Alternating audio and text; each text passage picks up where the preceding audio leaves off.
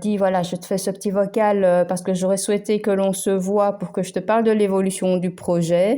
Donc depuis la dernière fois qu'on s'est vu, on a fait 3 séjours de déconnexion à destination des jeunes et les retours sont vraiment très positifs. Donc voilà, si tu as un petit moment à me consacrer, ce serait super. Merci.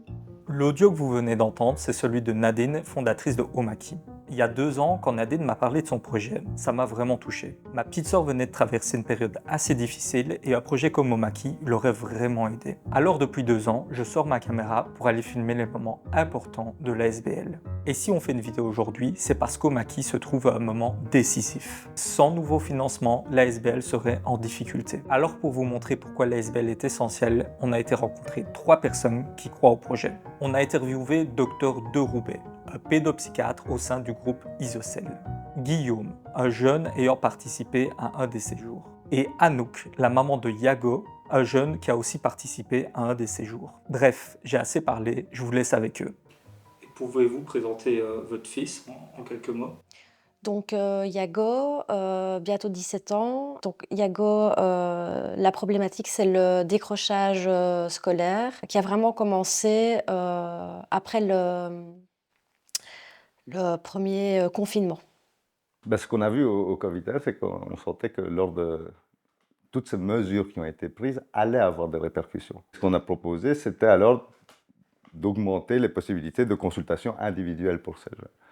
Mais des consultations individuelles, ça fait porter sur l'individu la responsabilité de son non-intégration, de son échec, de même sa souffrance, plutôt que de considérer que c'est quelque chose à prendre de manière plus globale et que la responsabilité, elle n'est pas propre sur l'individu. Et donc il y a presque quelque chose de paradoxal dans la solution qui est proposée qui peut augmenter la charge sur les épaules.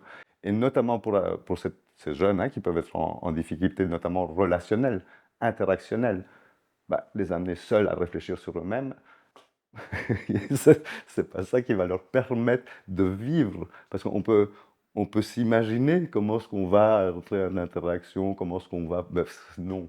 En fait, il faut le vivre, il faut le créer, il faut ressentir les choses. Et à partir de ce moment-là, si ben, on est encadré par des adultes bienveillants, ben, ça permet de presque créer des nouveaux réflexes corporels. Je suis parti il y a un peu plus d'1 an, donc c'était au mois d'août 2024. C'était 12 jours donc dans un gîte où bah, on vivait tous là-bas pendant 12 jours. C'était pas où on rentrait, c'était vraiment en immersion. On était 6 du coup. Le groupe a fait une belle partie du fait que le séjour se soit aussi bien passé. Tous les repas étaient collectifs, on faisait à manger de manière collective aussi. Et pour moi, le moment le plus important de la journée, c'était le soir, après le repas. On se posait tous et on débriefait sur comment on se sentait. On avait 1 ou 2 activités par matinée ou par après-midi. On a fait une journée d'escalade, bah, où tu y étais, et on a fait une journée d'impro. Bah, ça fait 1 an et demi que je fais de l'escalade et ça fait 1 an que je fais de l'impro. Moi, ma réflexion à la fin du séjour, c'est en mode, ouah, les activités qu'on a faites, il s'est vraiment passé quelque chose, quoi.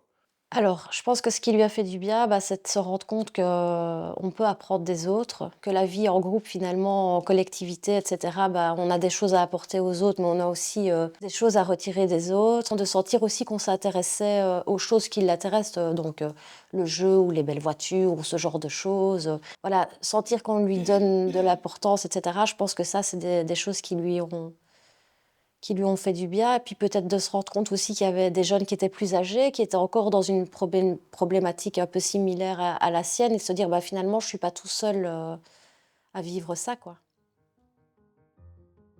Il y a quelque chose que vous voulez ajouter? Bah, félicitations. Bravo, franchement, pour ce type de projet.